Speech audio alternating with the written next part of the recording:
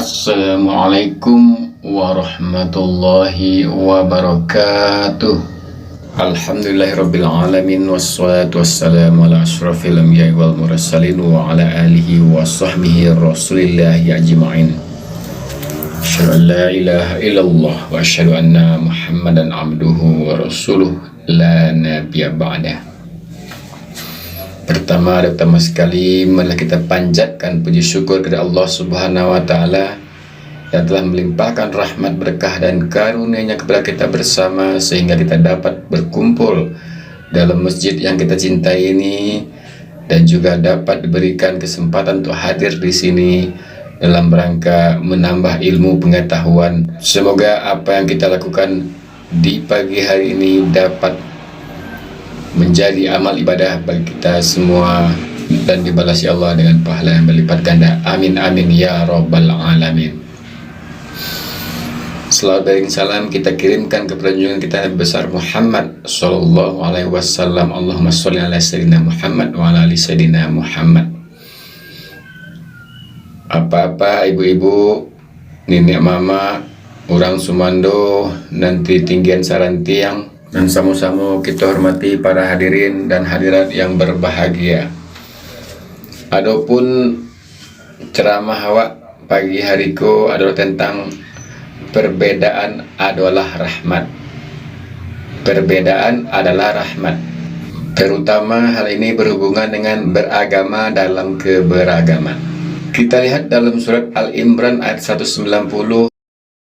أعوذ بالله من الشيطان الرجيم بسم الله الرحمن الرحيم إن في خلق السماوات والأرض واختلاف الليل والنهار لآيات لأولي الألباب, yang artinya sesungguhnya dalam penciptaan langit dan bumi pergantian siang dan malam adalah tanda bagi orang yang punya otak, artinya tanda bagi orang yang menggunakan akalnya untuk berpikir.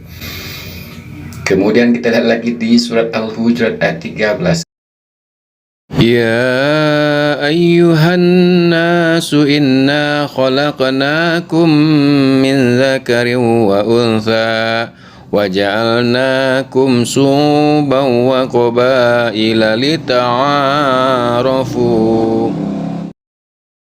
Kami jadikan manusia itu bersuku-suku, berbangsa-bangsa untuk saling mengenal satu sama lainnya. Demikianlah Allah berfirman tentang sebuah perbedaan. Dan masih banyak ayat-ayat lain yang menjelaskan tentang hikmah dari keberagaman dan variasi dalam kehidupan kita. Termasuk dalam hal ini bagaimana kita menyikapi yang terbaru tentang masalah Idul Adha yang kapan pelaksanaannya di kalangan umat muslim seluruh dunia. Ada yang melaksanakan di tanggal 9 Juli 2022 dan juga ada yang melaksanakan di tanggal 10 Juli 2022. Hal tersebut jangan dijadikan sebuah masalah ataupun sebuah pertentangan yang akan mengacaukan atau menghancurkan persatuan dan kesatuan umat Islam. Jadikanlah perbedaan itu sebagai rahmat, sebagai bentuk dari paham keilmuan yang dimiliki oleh umat Islam dan menjadikan Islam itu semakin besar dalam perbedaan, bukan untuk menghancurkan atau perpecahan dalam beragama. Jadi Bapak Ibu, keberagaman jauh perbedaan bagi orang-orang yang otoriter dan orang-orang zaman dahulu adalah satu awal dari kehancuran dan konflik. Tidak untuk manusia modern seharusnya yang lebih mempunyai pikiran yang maju. Justru hal itu adalah suatu awal kemajuan dan perkembangan bagi manusia-manusia nan baraka. Nah, kemajuan yang dilandasi jauh sebuah perbedaan akan lebih kuat jika bandingkan dengan kemajuan yang dilandasi persamaan yang cenderung menuju statis atau monoton. Nah, perbedaan yang dianggap sebagai pemicu kehancuran jika analisis dan dimanage atau diatur secara rancak akan menjadi suatu kekuatan yang menggadang dan tidak akan terkalahkan. Nah, itulah yang awak sabui manajemen of conflict. Artinya caranya mengatur sebuah konflik ataupun pertentangan yang terjadi di tengah-tengah umat. Bukankah Nabi Muhammad juga sebagai oposan dan penengah atas konflik yang terjadi pada suku-suku di Arab. Bakok perbedaan menjadi rahmat? Kan itu pertanyaan awal, enggak apa-apa, Ibu. Ikhtilafu ummati rahmah. Perbedaan adalah rahmat. Itulah sabda Rasul yang sudah masyhur di telinga kaum muslimin. Nah, jika wak ilustrasikan lah, misalnya perbedaanku dengan sebuah lukisan, ya, maka sekiranya sebuah lukisan berwarna putih sadualahnya atau hijau sadualahnya, apakah akan tampak indah? Nah, kan itu pertanyaannya. Jadi putih gambar kau sadonya atau lukisan kau, atau hijau sadonya, lai rancak rasue itu. Baik tujuh seperti tangan. Nah, ada 5 jari, donan panjang, donan pendek. Apakah kelima jari kau salah menyalahkan? Nah, kan itu analoginya atau diilustrasikannya kan. Nah, jadi secara historis perbedaan yang diikuti saling mencela dan menyalahkan sudah terjadi dalam sejarah Islam. Ali bin Abi Thalib dan Muawiyah, keduanya adalah sahabat Nabi yang harus adu otot karena saling mengkafirkan satu sama lain. Kekuatan yang sudah lama dihimpun pecah seketika. Tidak ada oleh persaudaraan, dan ada hanya pembenaran diri surang-surang dan penyalahan orang lain dan diberi derajat kafir serta halalnya darah. Nah, itu kan kini kan mereka itu kalau tidak sama aja kok halal darahnya dibunuh, itu kan.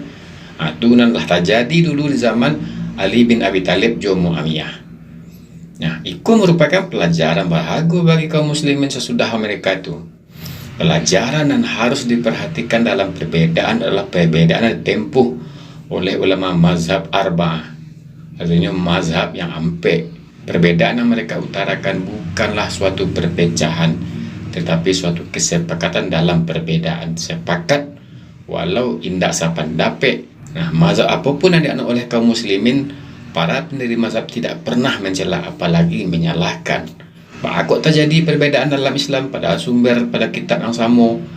Disinilah kemukjizatan Al-Quran dengan unsur balaghah, struktur kalimat, morfologinya, dan nahwu yang ada dalam Al-Quran itu sendiri.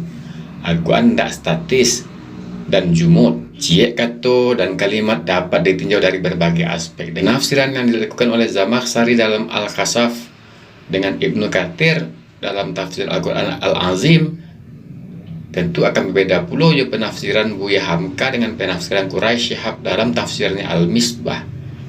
Nah, sadualah penafsiran itu hanyalah sarana mendekati kebenaran dan bukan suatu hal yang mutlak.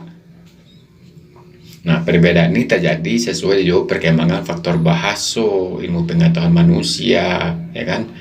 Namun apakah para mufassir kontemporer menyalahkan para penduduk mereka? Tidak. Nah, bagi orang-orang yang susah payah atau payah bananya menerima perbedaan atau perubahan suatu kebiasaan, kau akan memutuskan seseorang yang berbeda dengannya, memberikan label kafir, ya kan, murtad, ortodok, dan lain-lain sebagainya. Nah, perbuatan yang serupa perbuatan tanpa didasari pemikiran yang luweh dan pertimbangan manga orang lain tersebut menyatakan pendapat yang berbeda dengan pengetahuan yang dikuasai olehnya. Untuk itu perlu kehati-hatian dalam mengkultuskan seseorang dengan istilah dan label yang tidak mendasar. Bisa jadi apa yang dikatakan olehnya merupakan sebuah kebenaran dibenari dan orang yang mengkultuskan tersebut tidak mau, harus menjilat ludah dan Allah dibuangnya. Jadi intinya perbedaan itu adalah hukum alam atau sunatullah yang tidak dapat wak hindari. Pemikiran manusia berbeda-beda satu sama lain. Nah, dengan demikian hasil analisisnya juga akan beda-beda pula. Perbedaan hasil pemikiran adalah suatu bentuk atau berkah bagi nabaraka. Dengan perbedaan ini akan mencari alasan yang menjadi dasar perbedaan dalam pendapat. Jika tidak mampu untuk mencari alasan itu, maka harus mengakui bahwa pemikirannya akan sampai ke level dan serupa itu. Nah, itu. Nah, dari itulah Bapak Ibu-Ibu, tidak mustahil Islam akan menginjak zaman keemasan seperti dulu belia. Al-Islamu mahjubun bil muslimin. Islam itu akan tertutup dan terkekang oleh penganut Islam itu sendiri. Makanya awak Jangan sampai terpecah. Saatnya kini awak mengencangkan dekat pinggang beliau. Bahawa umat Islam bersatu dalam perbedaan dan adu. Bukan saling mengkafirkan, saling menyalahkan. Kalau enggak, yo bertepuk tangan orang. Awak baca cakap antara awak semua awak. Bila awak ke Kambang, bila awak ke Jaya balik. Nah, mungkin itu menjadi hal yang perlu kita perhatikan dalam ceramah kita di sebuah hari ko. Mudah-mudahan ada manfaatnya bagi kita bersama. Mudah-mudahan awak dalam persaudaraan selalu, walaupun dalam ada perbedaan pemikiran atau perbedaan cara pandang terhadap sesuatu hal dalam beragama. Sekian saja Bapak Ibu, banyak maaf. Billahi taufik wal hidayah. Assalamualaikum warahmatullahi wabarakatuh.